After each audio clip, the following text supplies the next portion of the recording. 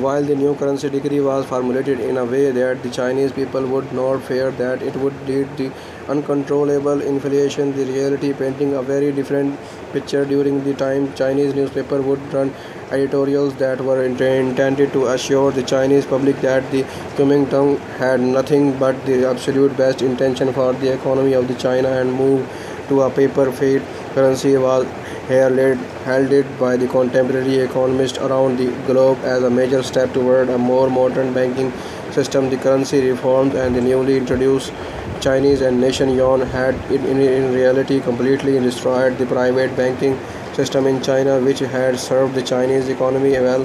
Placed control on the Chinese currency in the hands of an ill-intended, corrupt, and inept government. Despite the wanting of the new currency decree, the Central Bank of China would continue to operate as a part of the Chinese treasury, and the Chinese nationalist government made no attempt at the balancing their national budget. In fact, the Chinese nationalist government doubled down on their deficit financing scheme. In the coming years, inflation began almost immediately after the introduction of the new currency. The new yuan replaced the old yuan at a conversion rate of the 1 ratio 3 billion 1 ratio 3 million in 1948, and in August of the same year, the total amount of the new currency in circulation was 296.82 billion yuan.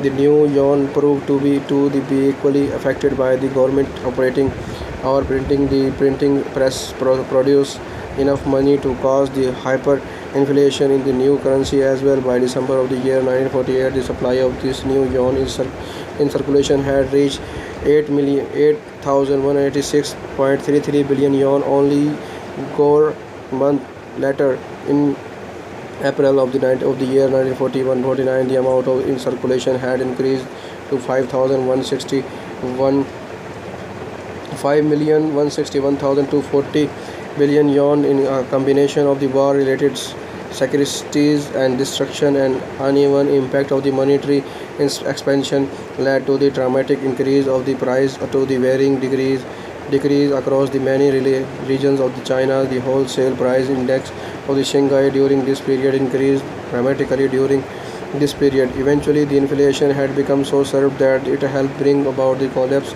of the Chinese nationalist governments and the mainland China during the Chinese Civil War. But it would be an exaggeration to say the Chinese great inflation during this period was in fact the primary cause for the defeat of the China's nationalist government at the hand of the Chinese Communist Party.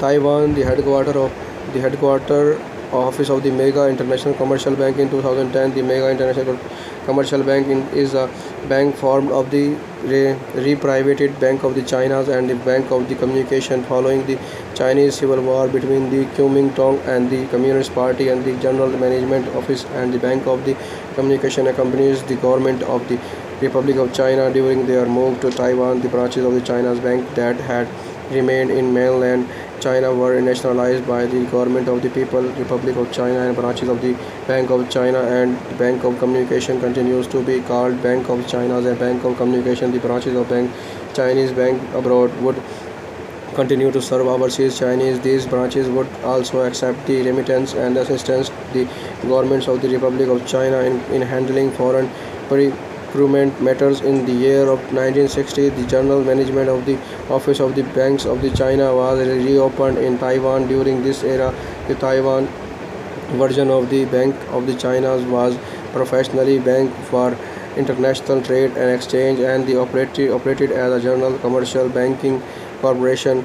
On 25th October 1971, the Communist Party run People's Republic of China replaced the Republic of China at the United Nations following the passing of the resolution of 2758 in order to prevent all of its assets from being forcibly transferred to the government of the People's Republic of China, as it was seen as a successor state that was inheriting China from the still existing Republic of China. For this reason, the Bank of the China in Taiwan was renamed to the International Commercial Bank of China, also referred to as ICBC. It was later privatized by the government of the Republic of China.